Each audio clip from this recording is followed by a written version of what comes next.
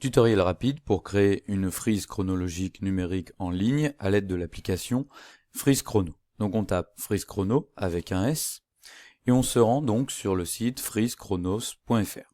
On clique. On arrive sur la page d'accueil avec tout un tas d'explications et on va donc aller sur Cliquer pour commencer. On patiente un instant, voilà la frise de base qui est créée. Alors, quelles sont les options qui s'offrent à nous? Tout d'abord, évidemment, on peut modifier la barre de temps. Par exemple, je peux décider que je veux une frise chronologique qui va de 1940 à 2010. Et je valide.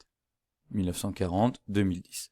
Je peux également choisir de modifier l'échelle principale. Par exemple, je peux avoir une frise où on voit apparaître les années tous les 5 ans. Je peux également modifier l'échelle secondaire. Je peux décider par exemple que ce sera tous les 2 ans. Ou alors aucune échelle secondaire. Donc vous voyez, j'ai la possibilité de créer la frise que je veux. Alors, on va faire une frise 1940-2000 avec une échelle principale tous les 10 ans et une échelle secondaire qui va marquer les unités. Voilà. Ensuite, j'ai la possibilité de choisir ma police de caractère. On va conserver Arial. Pour ce qui est du style, je peux décider par exemple de mettre une frise classique avec une flèche au bout. Voilà, de ce type-là. Ou alors une flèche plus fine. Voilà, de ce type-là. On va conserver ça et je valide. Je peux également modifier le format de ma frise, un A4 ou un A3. On va conserver le A4. Pour ce qui est du format des années, on va conserver cette base-là, et puis celle-là aussi. 2 chiffres pour le jour, 2 chiffres pour le mois et l'année complète. Pour ce qui est de l'apparence de la frise, on peut également faire apparaître des lignes de repère. Par exemple, les lignes d'échelle principale, qui peuvent marquer les dizaines. Ou alors les lignes secondaires, qui marquent toutes les années. Ou alors les deux. Voilà. Donc vous voyez, il y a tout un tas d'options qui sont possibles. On va conserver les deux, tiens, par exemple. Alors ensuite, on va rajouter sur notre frise 2 types d'éléments. Soit des événements seuls, soit des périodes chronologiques. On va commencer par ajouter un événement seul. Je clique. Alors on m'offre 2 possibilités. Je vais choisir celle-là par exemple, et donc je vais mettre par exemple la date de 1945, que je vais décider de centrer, et je vais mettre fin de la Seconde Guerre mondiale. Je peux choisir d'ajouter une image, et dans ce cas-là, je vais cliquer ici pour aller les télécharger dans un des dossiers de mon bureau. Par exemple, voilà celui-là. Hop, je vais donc ici, voilà. Je valide. Mon élément est apparu, je peux le déplacer en haut, en bas. Je peux décider de le réduire ou de l'agrandir en fonction de mes besoins, voilà, de ce type-là. Et puis, vous voyez, ici, la tâche, elle est là, au centre. Je valide. Je peux bien sûr modifier à tout moment. Par exemple, mettre la tâche à droite, à gauche, ou la tâche à droite. Tout est possible, tout est modifiable à volonté. Voilà. Si on veut remodifier l'élément, c'est très simple. On clique dessus et on a à nouveau accès à toutes les options. Changer l'image, changer la tâche, changer la date, etc.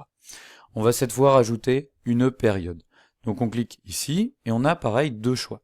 Donc on va choisir par exemple celui-ci. Alors on va mettre un début et une fin. On va mettre par exemple 1961 et puis on va mettre 1989 et on va indiquer donc qu'il s'agit de la période du mur de Berlin. On peut décider d'avoir des attaches ou pas d'attaches. On va mettre avec attache. L'attache, c'est ce petit trait qui, on va dire, fixe l'événement à la frise.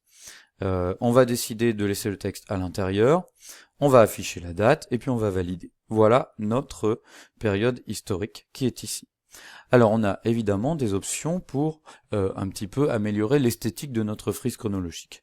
Par exemple, on va partir sur notre période. Alors on la sélectionne, bien sûr, vous voyez, il y a un petit rond qui montre bien qu'elle est ici sélectionnée. On peut décider de modifier, tout d'abord, la taille de la police de caractère, voilà, on passe en 16. On peut décider de changer la couleur, par exemple, voilà, on va mettre un rouge. Si une couleur nous plaît, on peut décider de copier d'ailleurs la référence de la couleur pour pouvoir la réutiliser plus tard. Voilà, on va conserver ici donc hop là, ce rouge, voilà. On peut également décider de mettre une couleur de fond. Voilà, par exemple, on va aller chercher une espèce de bleu comme ça. Voilà. Ah, pardon, je me suis trompé, j'avais pas sélectionné le bon élément, donc on va remettre ici. Voilà. Hop là. Donc là, notre frise, par exemple, eh bien, on peut décider de lui réattribuer sa couleur blanche. Voilà. Ensuite, on peut décider de centrer le texte, on peut décider de le mettre en gras, de le souligner, de le mettre en italique, etc. Et également, on peut modifier la couleur du cadre. Par exemple, on va aller chercher ce bleu-là, et voilà.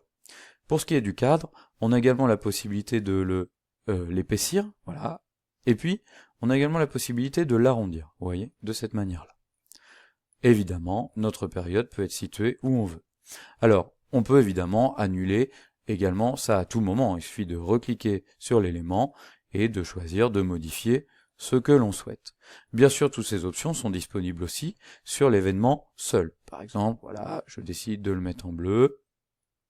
Voilà, je choisis un bleu, je choisis de le mettre en gras, je choisis de changer la police de caractère. Bref, vous avez compris l'idée. Alors ensuite, vous voyez par exemple, lorsqu'on crée une période historique, on ne nous propose pas de mettre une image. Eh bien, on peut la rajouter quand même, parce que ici, on a l'option insérer une image. Donc je clique sur insérer une image, voilà.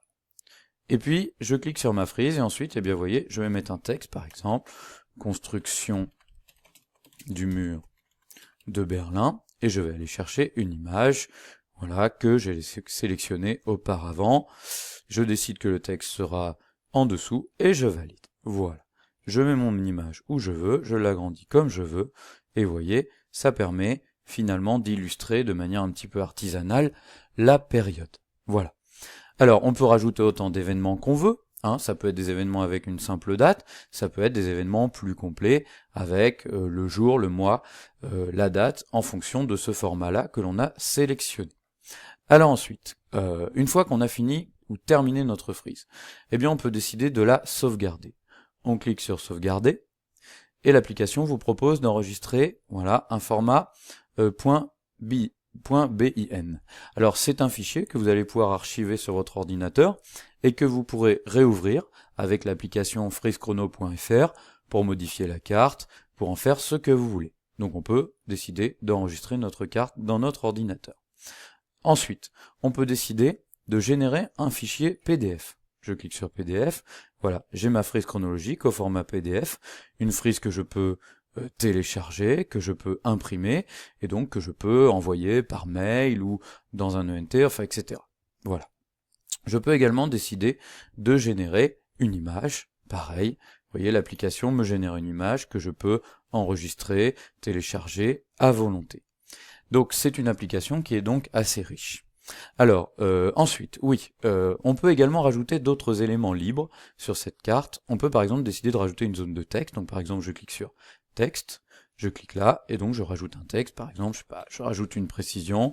L'Allemagne a perdu la guerre. Voilà, et je valide. Pareil, ce texte, je peux l'agrandir, le rétrécir. Voilà, je peux décider de le centrer. On peut également rajouter une flèche. Je clique sur flèche. Et donc, voilà, ma flèche est ici. Alors, je peux la sélectionner, la déplacer, et puis voilà, identifier par exemple mon cadre à un événement.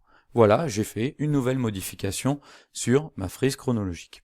Alors, je vais la sauvegarder, voilà, je vais l'enregistrer, et puis voilà.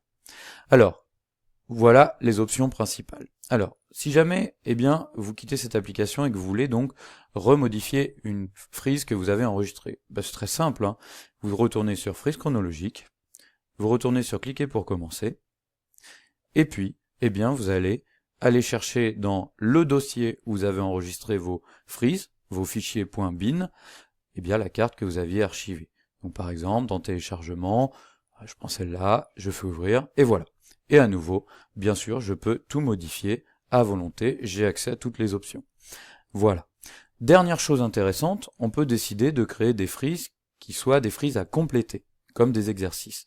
Par exemple, je sélectionne cet événement, cette période, et je décide par exemple de masquer l'événement. Et je peux imprimer ma frise, et ce sera par exemple à des élèves de retrouver l'événement. Je peux également faire l'inverse et enlever la date. Et vous voyez, je peux faire ça évidemment sur tous mes éléments. J'enlève l'événement, j'enlève la date. Voilà, vous savez tout. Maintenant, c'est à vous de jouer et de prendre en main cet outil bien pratique.